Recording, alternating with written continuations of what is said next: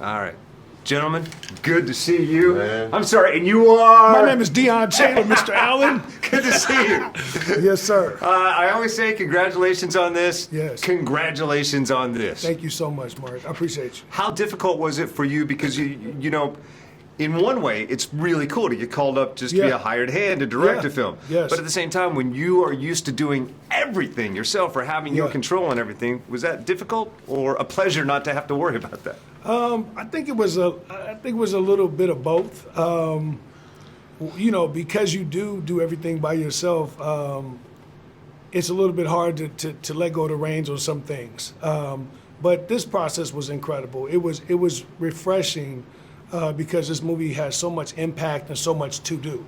I mean, the guy on my left, you know, has a couple $1 billion in box office receipts. So I had to show up every day to make sure I got it right with him. Right. But outside of that, it was an amazing experience. And this was the type of film where I was happy I didn't have to wear all the hats, so I could really focus on the storyline.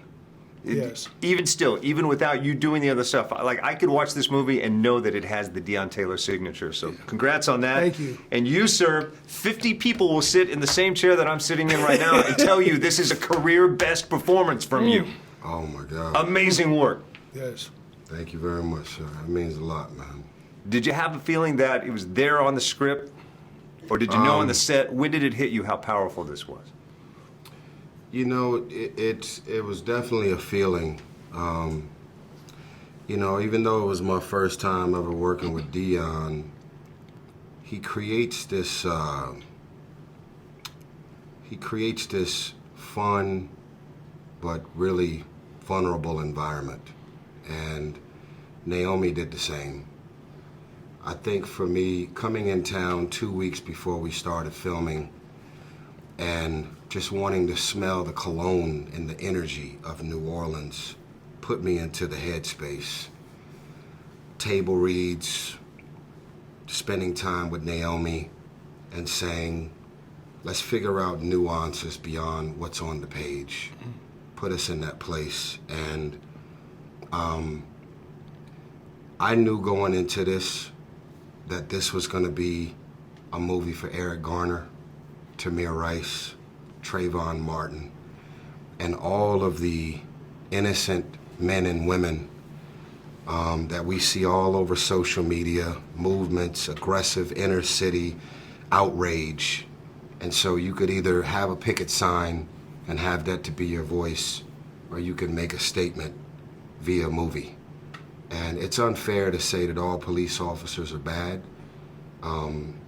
but there are some really bad people out here, and they happen to be wearing uniforms, and we're on the receiving end of whatever they want to dump on us. So I pull from a real place because I've been on the receiving end of that. And so living through the Rodney King riots, living through Nipsey Hussle, living through the O.J. Simpson rioting, born and raised in Watts, South Central L.A., I just had to pull from a real place. So we all went into this thing knowing that we were carrying a very different torch that comes with some real responsibilities. So thank you for everything. This means a lot because, you know, we go and make a movie because we want real movies with real statements to be successful, because it creates an opportunity for more real movies to be made. Got enough shucking and jiving and dancing around out here, so we really appreciate all this. As we wrap it up, what are you laughing at? He don't want to say it. Love you, bro. Thank you so much, man. Nice to see you again.